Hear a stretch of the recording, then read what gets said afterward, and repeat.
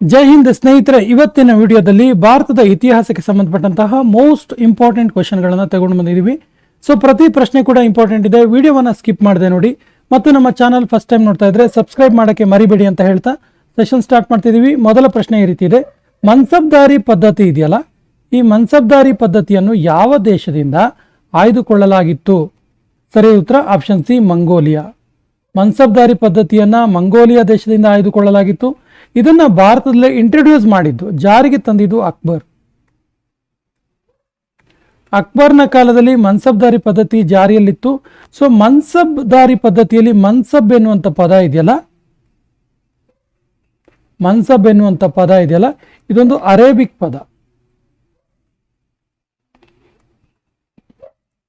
So ಈ Arabic ಪದದ ಅರ್ಥ ಏನು ಕೇಳಿದ್ರೆ ಪೊಸಿಷನ್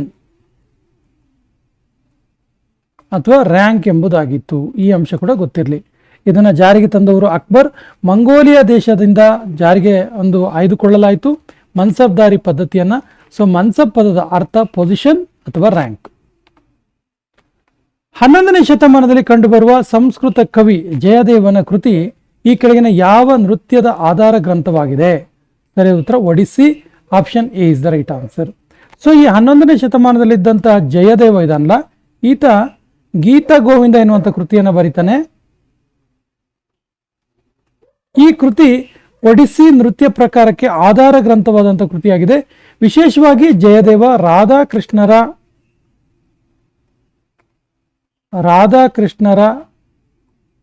ಪ್ರೀತಿಯ ಕುರಿತಾಗಿ ಬರೆದ. ಆತನ ಕೃತಿಗಳಲ್ಲಿ ಎಲ್ಲ ಕಡೆ ಕಂಡು ಬರೋದು ರಾಧಾ ಮತ್ತು ಕೃಷ್ಣರ ಪ್ರೀತಿ. ಕಲ್ಲಣದ ರಾಜತರಂಗಿಣಿ ಈ ಕೆಳಗಿನ ಯಾವ ಭಾಷೆಯಲ್ಲಿ ಬರೆಯಲ್ಪಡ್ತು? ಸರಿಯಾದ ಉತ್ತರ ಸಂಸ್ಕೃತ ಭಾಷೆಯಲ್ಲಿ ಬರೆಯಲ್ಪಡ್ತು. ಕಲ್ಲಣನ ರಾಜತರಂಗಿಣಿ ಸಂಸ್ಕೃತ ಭಾಷೆಯಲ್ಲಿದೆ. ರಾಜತರಂಗಿಣಿಯ ವಿಶೇಷ ಏನು ಕೇಳಿದ್ರೆ ಕಾಶ್ಮೀರದಲ್ಲಿ ಆಳಿದಂತಹ ಕಾಶ್ಮೀರದ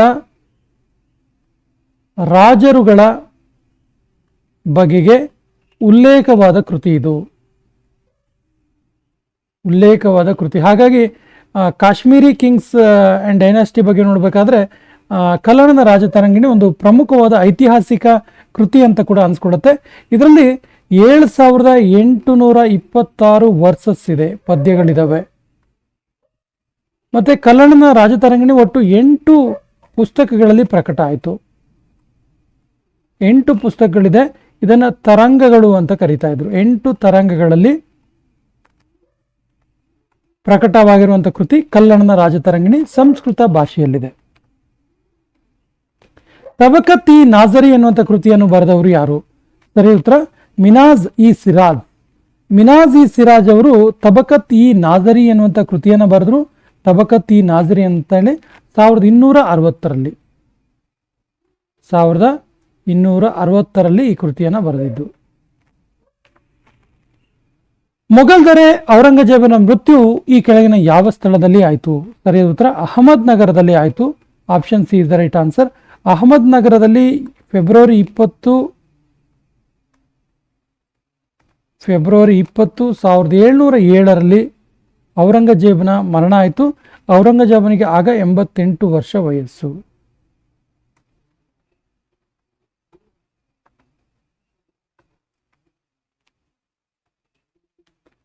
ದೆಹಲಿ ಸುಲ್ತಾನರ ಆಳ್ವಿಕೆಯಲ್ಲಿ ದಿವಾನಿ ಖೈರತ್ ಎಂಬ ಡಿಪಾರ್ಟ್ಮೆಂಟ್ ಅನ್ನ ಸ್ಥಾಪನೆ ಮಾಡಿದವರು ಯಾರು?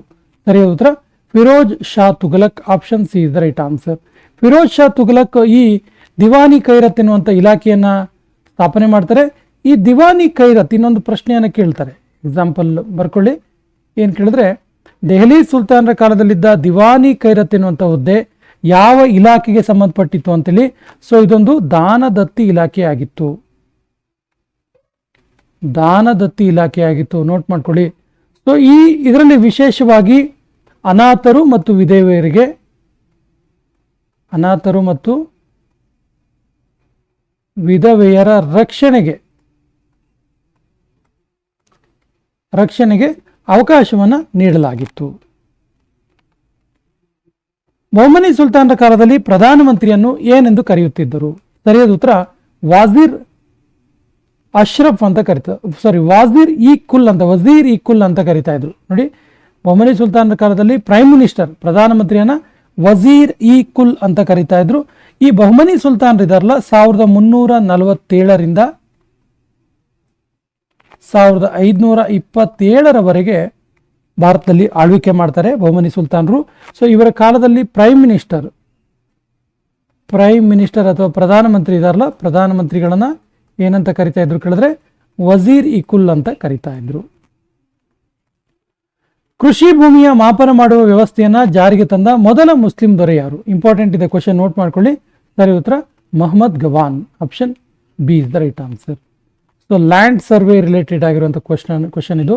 So land survey, agriculture land survey ಮಾಡಲು ಈ ವ್ಯವಸ್ಥೆ ಜಾರಿಗೆ ತಂದ ಮೊದಲ ಮುಸ್ಲಿಂ ದೊರೆ. ಮೊಘಲ್ ಆಡಳಿತ ಕಾಲದಲ್ಲಿ ಕಂದಾಯ ಸಂಗ್ರಹ ಮಾಡುತ್ತಿದ್ದವರು ಯಾರು? ಸರಿ ಉತ್ತರ amalguzar. Option C is the right answer. Very very important ಇದೆ, ನೋಟ್ ಮಾಡ್ಕೊಳ್ಳಿ. Amalguzar is the revenue collector of Mughal dynasty. ಕಂದಾಯ ಸಂಗ್ರಹ ರೆವಿನ್ಯೂ ಆಫೀಸರ್ ಆಗಿದ್ರು. ಈತ ರೆವಿನ್ಯೂ ಕಲೆಕ್ಟ್ ಮಾಡ್ತಾ ಇದ್ದ. ಲೋಧಿ ರಾಜವಂಶದ ಕೊನೆಯ ದೊರೆ ಯಾರು? ಸರಿಯಾದ ಉತ್ತರ Ibrahim Lodhi. Option C is the right answer. Ibrahim Lodhi 9 ವರ್ಷ ಆಳ್ವಿಕೆಯನ್ನು ಮಾಡ್ತಾನೆ. ಇಬ್ರಾಹಿಂ ಲೋಧಿ ಯಾವ ವರ್ಷದಲ್ಲಿ? 1526ರಲ್ಲಿ ಬಾಬರನಿಂದ ಹತನಾದನು. ಬಾಬರ್ ಸೈನ್ಯದಿಂದ ಹತನಾದನು. ಬಾಬರನ ಸೈನ್ಯ ಈ ಇಬ್ರಾಹಿಂ ಲೋಧಿಯನ್ನ ಯುದ್ಧದಲ್ಲಿ ಸಾಯಿಸುತ್ತೆ 1526ರಲ್ಲಿ. ಈತ ಲೋಧಿ ರಾಜವಂಶದ ಕೊನೆಯ ದೊರೆ. ಮೊದಲ ತರೈನ್ ಯುದ್ಧ ನಡೆದ ವರ್ಷ ಯಾವುದು? ಸರಿಯಾದ ಉತ್ತರ 1191. ಮೊದಲ ತರೈನ್ ಯುದ್ಧದಲ್ಲಿ ಪೃಥ್ವಿರಾಜ್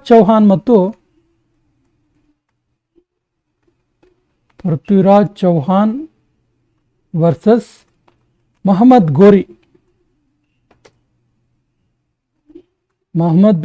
ಗೋರಿ ನಡುವೆ ಮೊದಲ ತರೈನ್ ಯುದ್ಧ ನಡೆಯುತ್ತೆ. ಮೊದಲ ತರೈನ್ ಯುದ್ಧದಲ್ಲಿ ಪೃಥ್ವಿರಾಜ್ ಚೌಹಾನ್ ಗೆದ್ದಿರ್ತಾನೆ. ದ ನೆಕ್ಸ್ಟ್ ಇಯರ್ 1192ರಲ್ಲಿ ಎರಡನೇ ತರೈನ್ ಯುದ್ಧ ಆಗುತ್ತೆ. ಸೊ ಎರಡನೇ ತರೈನ್ ಯುದ್ಧದಲ್ಲಿ ಪೃಥ್ವಿರಾಜ್ ಚೌಹಾನನ್ನ ಮಹಮ್ಮದ್ ಗೋರಿ ಸೋಲಿಸ್ತಾನೆ ಮತ್ತು ಅನ್ಫಾರ್ಚುನೇಟ್ಲಿ ಪೃಥ್ವಿರಾಜ್ ಚೌಹಾನನ್ನ ಮಹಮ್ಮದ್ ಗೋರಿ ಈ ಯುದ್ಧದಲ್ಲಿ ಸಾಯಿಸ್ತಾನೆ. ಈ ಕೆಳಗಿನ ಯಾವ ಸುಲ್ತಾನರು ತಮ್ಮ ಆಡಳಿತದಲ್ಲಿ ಪರ್ಷಿಯನ್ ಕಂದಾಯವನ್ನು ಜಾರಿಗೆ ತಂದಿದ್ರು? ಸರಿಯಾದ ಉತ್ತರ Balban. Option D is the right answer. Persian revenue system.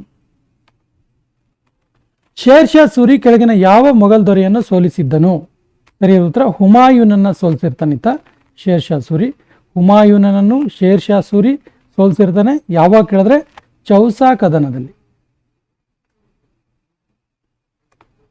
ಕದನದಲ್ಲಿ ಸೋಲಿಸಿರ್ತಾನೆ.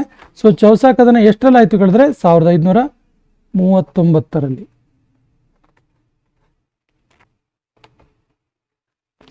ಈ ಕೆಳಗಿನ ಯಾವ ದೊರೆಯು ಬೆಳ್ಳಿ ನಾಣ್ಯದ ಬದಲಾಗಿ ಕಂಚಿನ ನಾಣ್ಯ ಪದ್ಧತಿಯನ್ನು ಜಾರಿಗೆ ತಂದನು? ಸರಿಯಾದ ಉತ್ತರ ಮಹಮ್ಮದ್ ಬಿನ್ ತುಘಲಕ್ ಇದನ್ನೆಲ್ಲ ಈತನನ್ನ ಹುಚ್ಚು ದೊರೆ ಅಂತ ಕರೀತಾರೆ. ಯಾಕಂದ್ರೆ ಆತ ತಂದ ನೀತಿಗಳು, ಆಡಳಿತದಲ್ಲಿ ತಂದಂಥ ನೀತಿಗಳು, ಅದರಲ್ಲಿ ಒಂದು ನೀತಿ ಈ ಕಂಚಿನ ನಾಣ್ಯವನ್ನು ಜಾರಿಗೆ ತಂದಿದ್ದು. ಆತ 1330ರಲ್ಲಿ ಕಂಚಿನ ನಾಣ್ಯ ಪದ್ಧತಿಯನ್ನು ಜಾರಿಗೆ ತರ್ತಾನೆ. ಕಂಚಿನ ನಾಣ್ಯಗಳನ್ನು ಟಂಕಿಸ್ತಾನೆ. ಸೊ ಕಂಚಿನ ನಾಣ್ಯಗಳನ್ನು ಟಂಕಿಸಿದ್ರೆ ಸಮಸ್ಯೆ ಇರಲಿಲ್ಲ. ಆದರೆ ಈತ ಈ ಕಂಚಿನ ನಾಣ್ಯಗಳ ಬೆಲೆ ಬೆಳ್ಳಿ ಮತ್ತು ಚಿನ್ನದ ನಾಣ್ಯಗಳಿಗೆ ಸಮ ಅಂತ ಘೋಷಣೆ ಮಾಡ್ತಾನೆ. ಹಾಗಾಗಿ ಏನಾಗುತ್ತೆ ಕೇಳಿದ್ರೆ ಚಿನ್ನದ ಮತ್ತು ಬೆಳ್ಳಿ ನಾಣ್ಯಗಳ ಚಲಾವಣೆ ನಿಲ್ಲುತ್ತೆ ಮತ್ತು ಕಂಚಿನ ನಾಣ್ಯಗಳು ಹೆಚ್ಚಿನ ಸಂಖ್ಯೆಯಲ್ಲಿ ಮುದ್ರಿಸಿ ಚಿನ್ನದ ಮತ್ತು ಬೆಳ್ಳಿ ನಾಣ್ಯಗಳನ್ನು ಸಂಗ್ರಹ ಮಾಡುವ ಕೆಲಸವನ್ನು ಕೂಡ ಈ ಟೈಮಲ್ಲಿ ಮಾಡಲಾಗುತ್ತೆ. ಸಿಖ್ ಧರ್ಮ ಪ್ರಾರಂಭವಾದ ವರ್ಷ ಅಥವಾ ಶತಮಾನ ಯಾವುದು ಅಂತ ಕೇಳಿದ್ದಾರೆ. ಸರಿಯಾದ ಉತ್ತರ 15ರಿಂದ 16ನೇ ಶತಮಾನ. 15ರಿಂದ 16ನೇ ಶತಮಾನದಲ್ಲಿ ಗುರುನಾನಕನ ಬೋಧನೆಗಳನ್ನು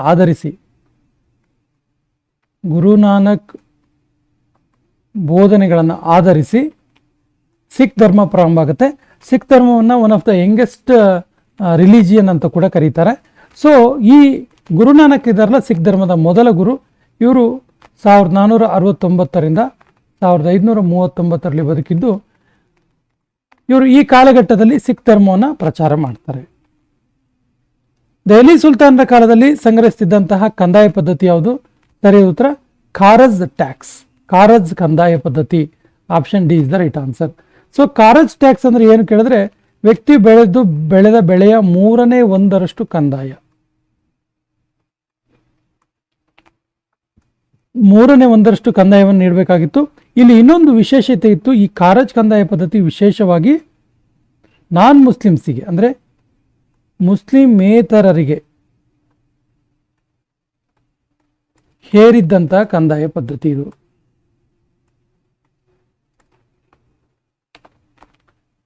ಜಾಮಾ ಮಸೀದಿಯನ್ನ ಕಟ್ಟಿಸಿದ್ದು ಯಾರು? ಸರಿಯಾದ ಉತ್ತರ Shahjahan. Option B is the right answer. Shahjahan Jama ಮಸೀದಿಯನ್ನು ಕಟ್ತಾನೆ. ಶಹಜಹಾನ್ 1644 56 ನಡುವೆ ಆಳ್ವಿಕೆಯನ್ನು ಮಾಡ್ತಾನೆ. ಪಾಲರು ಸಾಮ್ರಾಜ್ಯವನ್ನು ಸ್ಥಾಪಿಸಿದವರು ಯಾರು? ಸರಿಯಾದ ಉತ್ತರ ಧರ್ಮಪಾಲ. ಈ ಗೋಪಾಲ್ನ ಮಗ ಧರ್ಮಪಾಲ ಇದಲ್ಲ, ಈತ ಪಾಲರು ರಾಜವಂಶವನ್ನ ಸ್ಥಾಪನೆ ಮಾಡಿದ. ಅಕ್ಬರ ನಾಮ ಕೃತಿಯನ್ನ ಬರೆದವರು ಯಾರು? ಸರಿಯಾದ ಉತ್ತರ Abul Fazal. Option C is the right answer.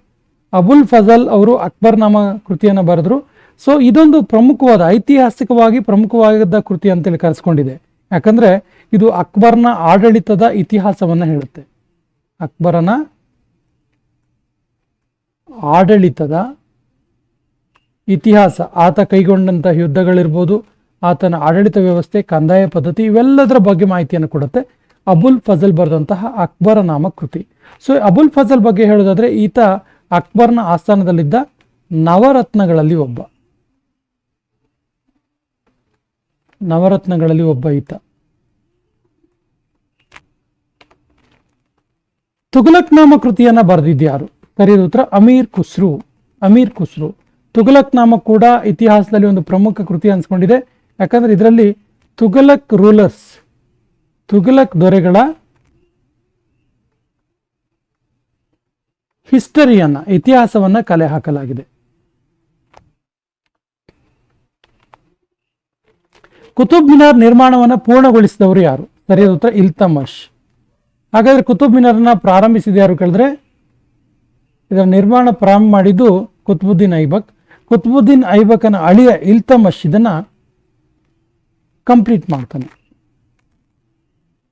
ಚೋಳರ ಕಾಲದಲ್ಲಿದ್ದ ಮಂಡಲಗಳ ಸಂಖ್ಯೆ ಎಷ್ಟು? ಸರಿಯಾದ ಉತ್ತರ ಚೋಳರ ಕಾಲದಲ್ಲಿ ಒಟ್ಟು 9 ಮಂಡಲಗಳಿತ್ತು.